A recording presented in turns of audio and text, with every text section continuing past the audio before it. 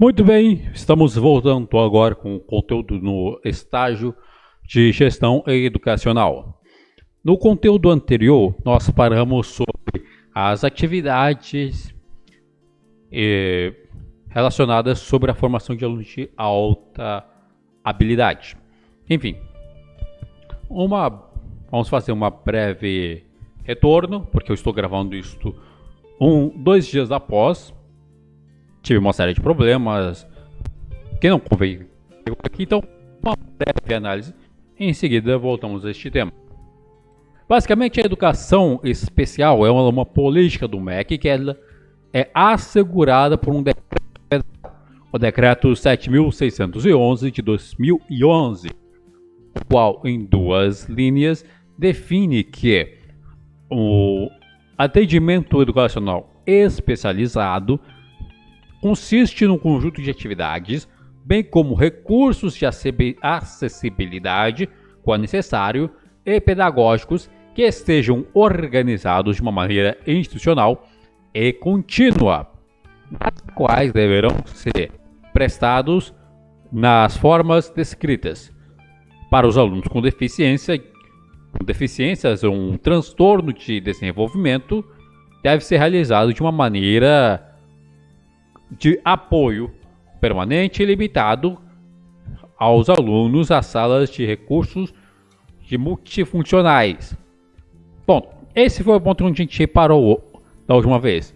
Basicamente, há um decreto que regulamenta a ação especial e para os alunos que possuem um transtorno global de desenvolvimento ou uma deficiência, há uma sala com profissionais direcionados a estas pessoas que deverão lidar com tais situações. Portanto, há uma sala à parte, com profissionais à parte, destinadas a tratar da melhor maneira possível o currículo a estes alunos. Ok?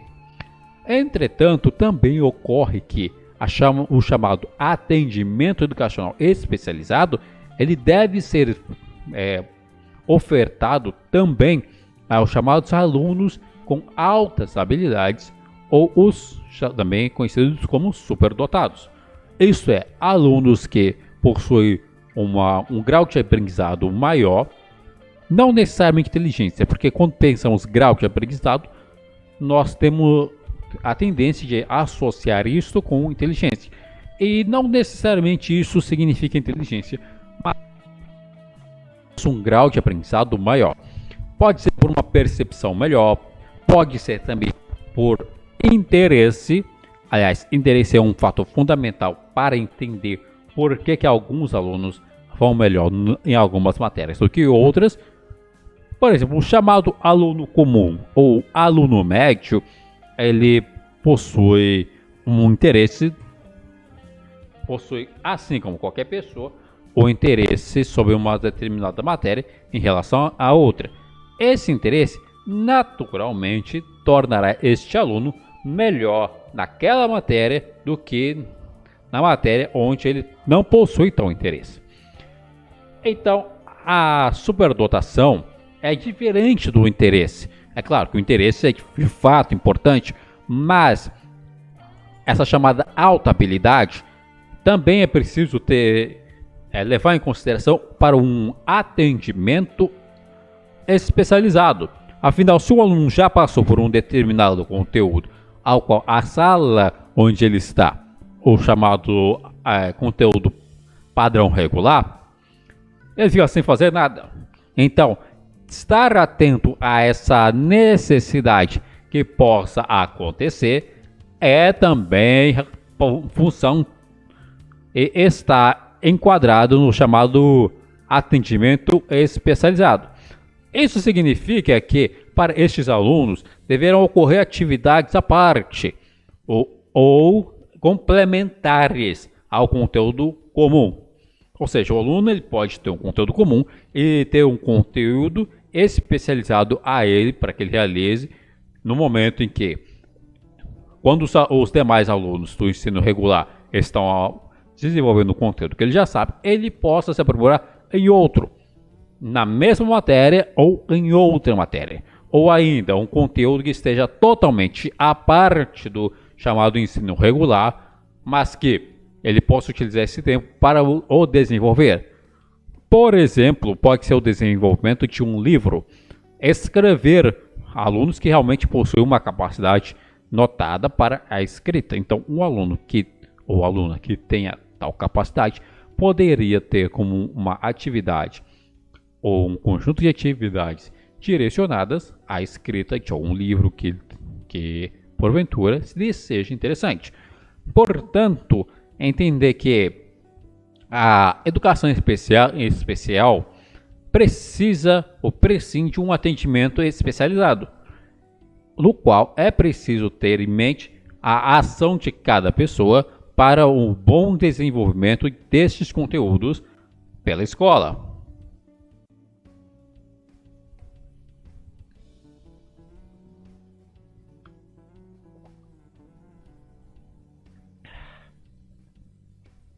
Bom, eu falei para vocês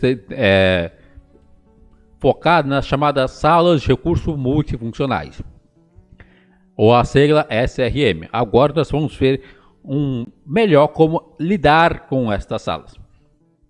Lembrando que o conteúdo aqui da base ao que está sendo postrado foi retirado do site Educadores Dia a Dia do Governo Estadual do Paraná, no qual ele realizou através de um documento chamado Organização do Trabalho Pedagógico Especializado nas Escolas da Rede Pública Estadual de Ensino, desenvolvida pela Secretaria de Estado da Educação do Paraná. É importante destacar isso aqui, por quê? Porque a ordem dos conteúdos não segue necessariamente a que está no documento. Eu coloquei a ordem que eu acredito que seja a melhor para desenvolvermos o conteúdo aqui. Portanto, algumas coisas podem estar numa ordem diferente lá, mas é basicamente o mesmo conteúdo. Enfim, a ação pedagógica da SRM deve respeitar todas as particularidades do aluno, pois cada um é único em suas características, que dependem de uma série de fatores dos aspectos de desenvolvimento físico e socioemocional. Apesar de suas necessidades de aprendizagem acadêmica, os alunos nas diferentes áreas de abrangência da educação especial trazem conhecimentos de vida bastante valiosos, que precisam ser respeitados e valorizados. Assim, os professores, tanto da SRM quanto os da classe comum, devem acreditar na potencialidade deste aluno, estimulando a busca pelo conhecimento acadêmico e intervindo positivamente no desenvolvimento de suas habilidades cognitivas e adaptativas, propondo um plano de intervenção pedagógico individualizado. Beleza, vamos analisar tudo isso aqui por parte. Basicamente, a ação pedagógica das salas de recursos multifuncionais devem respeitar todas as particularidades do aluno, pois considera-se que cada aluno é único em suas características. Beleza, vamos lá. Basicamente, as salas de recursos multifuncionais, elas podem servir tanto aos alunos com deficiência ou transtornos de desenvolvimento, assim como os chamados alunos com superdotação. Mas vamos nos focar especificamente nos alunos com deficiências.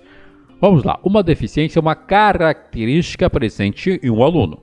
Não o torna necessariamente inferior aos demais no que tange ao aspecto cognitivo.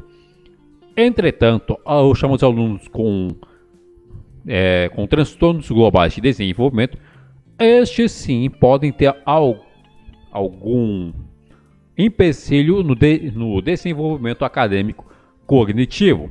Talvez seja por um transtorno de personalidade, de hiperatividade ou de atenção. Enfim, compreendendo todas essas características que são particulares a estes alunos, deve-se respeitar cada uma delas. Afinal, não é porque o aluno a tem que o aluno a queria ter. É um fator que faz parte deste aluno e que, na maioria dos casos, não pode ser transposto. Não é algo que o aluno simplesmente pode chegar e falar, não quero mais. Faz parte dele. E, portanto, cabe aos professores, em sua ação pedagógica, levar isso em consideração. Exemplo, um aluno que tenha dificuldade de audição, ou seja, completamente surdo. Este aluno não consegue contornar a surdez. Portanto, para que o conteúdo a este aluno seja desenvolvido, é importante que este aluno tenha um suporte em Libras. Isso, é claro, levando em consideração a existência deste aluno na sala em questão. Se a sala não possui nenhum aluno surdo, não faz necessidade haver um professor com formação em Libras. Mas havendo este aluno, é sim necessário e, portanto, deve ser garantido a este aluno, por meio de uma ação pedagógica, a qual nós iremos ver faz parte da gestão escolar, que este aluno tenha um suporte necessário ao seu aprendizado. No caso, o aluno ou professor com Libras. O mesmo se aplica, por exemplo, aos alunos que sejam cegos. Este aluno ele pode aprender o conteúdo pela audição, mas para ele assimilar um conteúdo específico de um livro, este livro deve estar em braille. Então, para o caso do aluno cego, deve existir o livro em braille. Essa é uma ação pedagógica que deve ser destinada a cada aluno. Não faz sentido que o aluno surdo tenha acesso ao conteúdo em braille, porque ele não irá entender. Da mesma forma que não faz sentido que o aluno cego tenha acesso ao conteúdo em Libras, pois ele não irá ouvir. Portanto, respeitar essas características que são únicas e particulares a cada um é importante. Outra questão que deve ser levada em consideração são os aspectos de desenvolvimento físico e socioemocional. Existem alunos que, em função de sua deficiência, podem ter um desenvolvimento de parte de seu corpo ou em sua totalidade limitado. Um exemplo a isso seriam os alunos de baixa estatura, ou os anões, alunos que sofrem de nanismo. Esses alunos têm uma deficiência de desenvolvimento físico. Isso é algo que deve ser respeitado, bem como o seu desenvolvimento socioemocional. O que seria esse desenvolvimento socioemocional? Bom, numa classe comum é recorrente que ocorram brincadeiras entre os alunos. O que define a brincadeira e o bullying seria o nível no qual isto é caracterizado. Por exemplo, uma brincadeira que poderia ser feita a um aluno comum, não poderia a mesma brincadeira ser feita a um aluno com uma deficiência, pois o que seria razoável um aluno normal seria um bullying ao aluno com deficiência, pois é notado que toda brincadeira tem como objetivo principal ressaltar características presentes em cada pessoa. Por exemplo, um aluno normal ele pode vir a ter uma orelha um pouco maior que a outra e por causa disso ocorrer alguma brincadeira em função disso. É claro que se essa brincadeira for muito pesada ou vir a deslegitimar a situação desse aluno em relação ao ambiente onde exista, isso pode e deve ser caracterizado como bullying. No caso de um aluno com deficiência, será caracterizado a deficiência. Ocorre que essa deficiência ela é negativa. Então, o desenvolvimento socioemocional seria, nessas salas, ignorar a deficiência como sendo algo negativo. Lidar com isso como sendo algo presente que deve ser tratado dentro das suas particularidades e incentivar o aluno a ter o seu desenvolvimento socioemocional, bem como seu desenvolvimento físico, quando possível.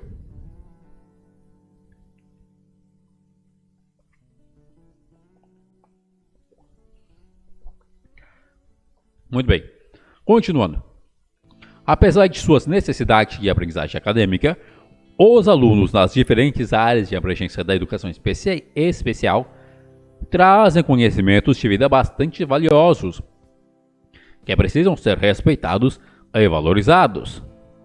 Assim, os alunos, tanto da classe SRM quanto da classe comum, devem acreditar na potencialidade deste aluno, estimulando a busca pelo conhecimento acadêmico. Vamos para aqui. Muito bem. Quando ele fala que, apesar das necessidades de aprendizagem acadêmica, ou seja, todos os alunos eles precisam buscar esse desenvolvimento de uma aprendizagem acadêmica, cada aluno ele possui conhecimentos de vida que são valiosos e precisam ser respeitados e valorizados. O que seriam estes conhecimentos de vida que devem ser respeitados e valorizados? Seriam conhecimentos que fazem referência à cultura, à vivência e à religiosidade. Por exemplo, um aluno que tenha uma religiosidade diferente dos demais da sua classe, ele deve ser respeitado enquanto tal. Por exemplo, dentro de uma cultura específica, deve ser alunos.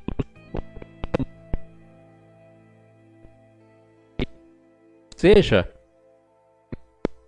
afinal, é algo ou faz parte de sua religião. Exemplo: os adventistas do sétimo dia consideram o dia sábado como o sétimo dia, um dia sagrado no qual não se pode realizar nada. Eles contam os dias a partir da virada da noite, ou seja, a partir das 7 horas da noite, conta-se um novo dia, que irá até às 7 horas às 6 horas da tarde do dia seguinte. Por exemplo, nós temos como comum contar um dia a partir da meia-noite. Então, se hoje é quarta-feira, a quinta-feira irá começar na meia-noite. Então, até às 11 horas da noite será quarta-feira. Às 11h59, quarta-feira. Vira um minuto, torna-se quinta-feira. Para os adventistas, é a mesma coisa a partir das 6 horas. Então, das 5h59 é quarta-feira. Das 6 horas em ponto já é quinta-feira. Para nós, ainda continua sendo quarta-feira, porque a quarta só virará para a quinta à meia-noite. Eles consideram isso, por exemplo, para o sábado. Então, o aluno... Bom, depende da interpretação também, né? Mas, por exemplo, um aluno que tenha uma interpretação mais assídua, ele pode interpretar que ele não irá na sexta-feira, que seria para nós sexta-feira, porque para ele é sábado. E como sendo um dia sagrado, ele não deverá ir até a sala de aula. Ou seja, ele faltaria. Esse é um fator religioso. É um fator que deveria ser levado em consideração pelas pessoas. Então, embora seja necessária uma aprendizagem acadêmica, este aluno em específico tem um conhecimento de vida que ele é valioso. A razão pela qual o aluno faz isso obviamente consegue explicar. Então é algo que deve ser respeitado e valorizado. É um fator religioso? Sim, mas também é um fator cultural. É claro que a maior parte dos alunos, os que fazem isso, conseguem passar de ano independente de qualquer atividade específica para lidar com isso, porque se eles for todos os outros dias, não dá o nível necessário para reprovar por questão de falta.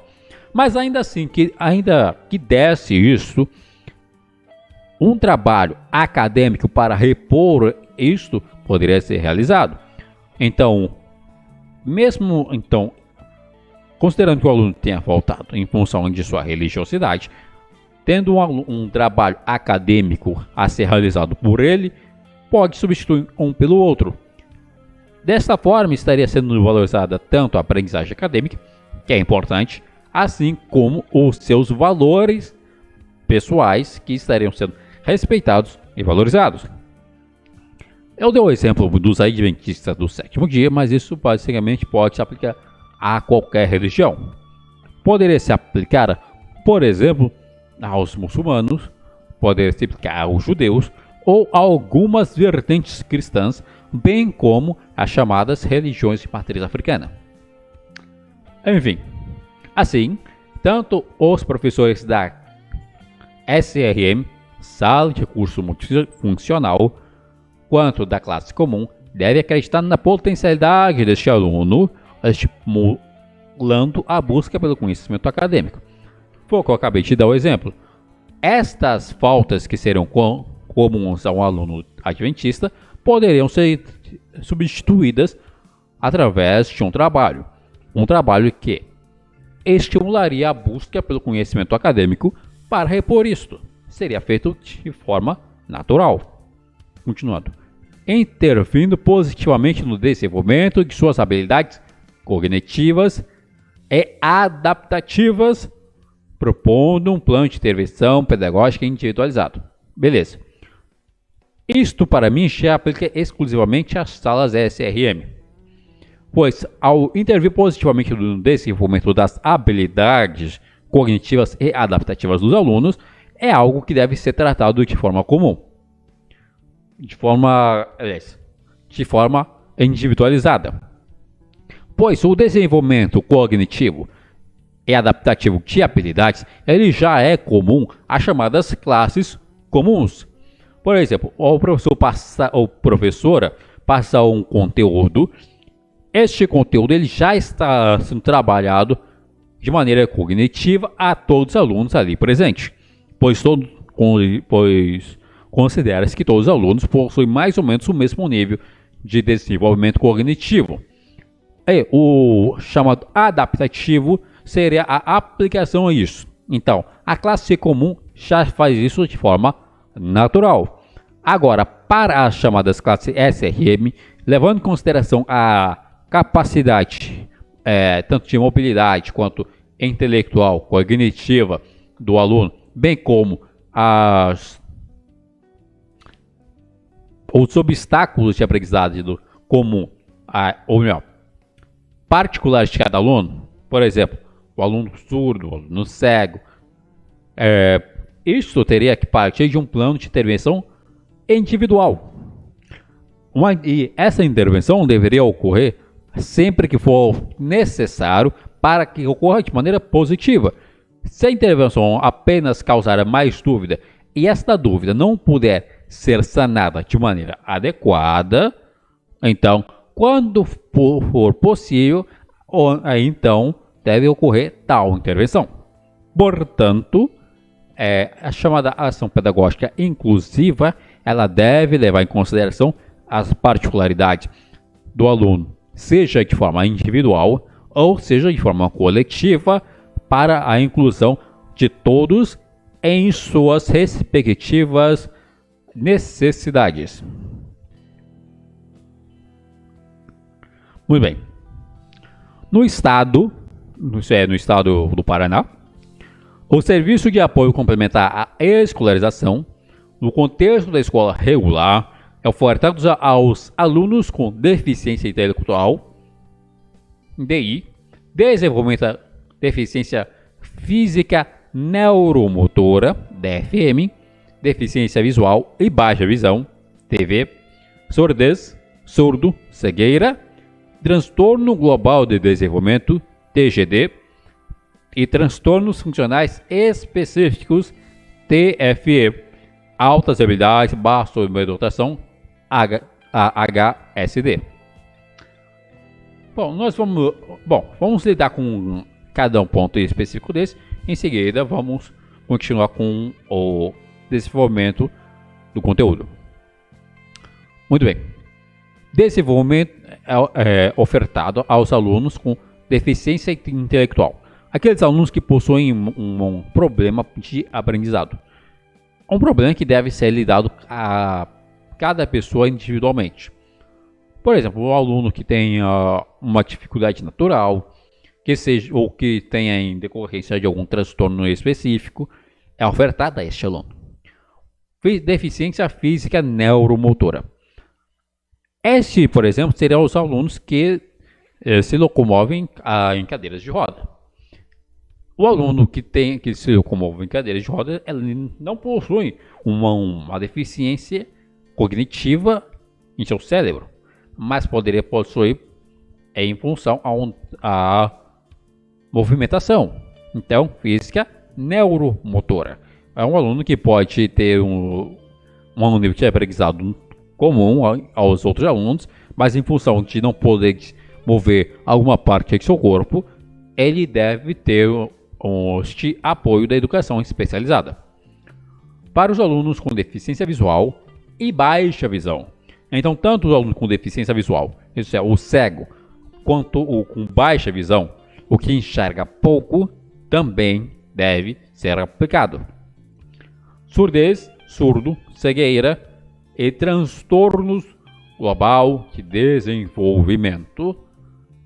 Esse nós vamos lidar um pouco mais acima, mais à frente. Transtornos funcionais específicos. Também é algo que deve ser lidado especificamente. Mas basicamente, o aluno tem uma deficiência tão específica ou um problema, um transtorno tão específico que o impede de estar numa classe comum. Portanto, ele deve ter acesso a essa classe especializada da SRM. E também os alunos com altas habilidades / superdotação.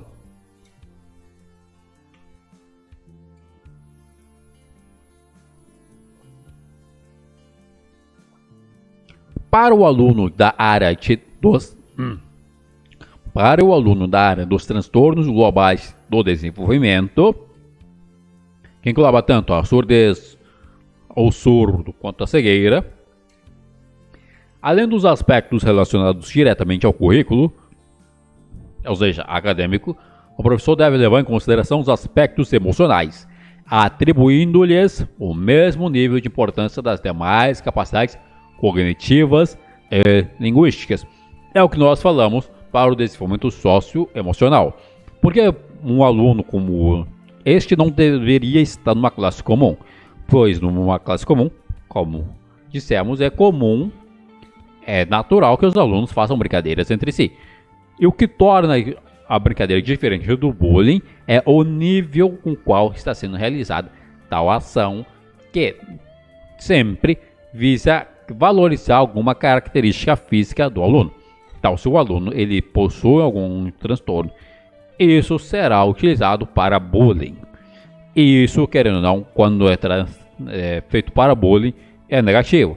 Então, o professor deve levar isso em consideração para que, ao lidar com isso, não prejudique seu desenvolvimento socioemocional.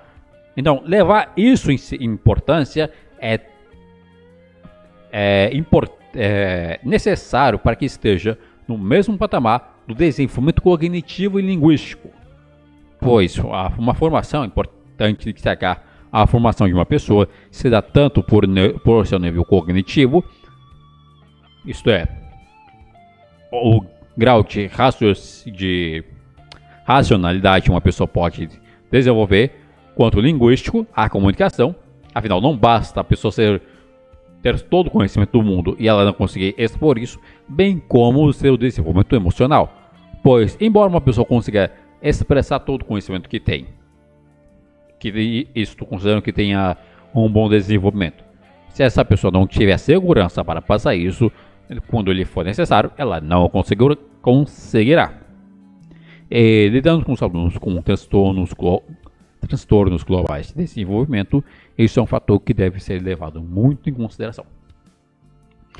É necessário conhecer cada aluno da sua individualidade, respeitar o seu tempo, reconhecer aquilo que é importante para cada um, formar vínculo, ajudá-lo a se perceber e, principalmente, entender que a agressão dos momentos de agitação motora não se dirige a professores, mas sim às manifestações sintomáticas de sua estrutura psíquica.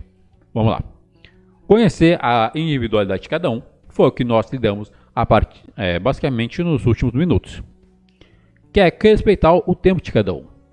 Lembrando que se este aluno está numa sala específica, ele deve ter respeitado o seu próprio tempo, pois o chamado tempo comum aos alunos ditos normais é diferente deste aluno específico. Então, ter o tempo deste aluno respeitado é importante para o desenvolvimento do próprio aluno, bem como, por parte do professor, reconhecer aquilo que é importante para cada aluno. Pode parecer bobagem para um ou para outro o apego que um aluno tem a um determinado brinquedo, por exemplo, mas isso é importante e deve ser lidado de forma individualizada, bem como a formação de um vínculo. Ora, a confiança é um vínculo, e para que um vínculo possa ser próspero, deve ser mútuo entre ambas as partes, bem como ajudá-lo a se perceber. Esse é um ponto importante, ajudar o aluno a se perceber. Por vezes, um aluno com deficiência ou um transtorno, ele está numa chamada redoma de cristal. A família lida com ele de uma maneira tão única e específica que este aluno pode não se perceber do mundo. Não pode acabar não conseguindo socializar-se com os demais, a ponto de não haver um desenvolvimento pessoal. Então, o perceber-se é importante. Enfim, vou encerrar por aqui. Em seguida, a gente continua com este conteúdo.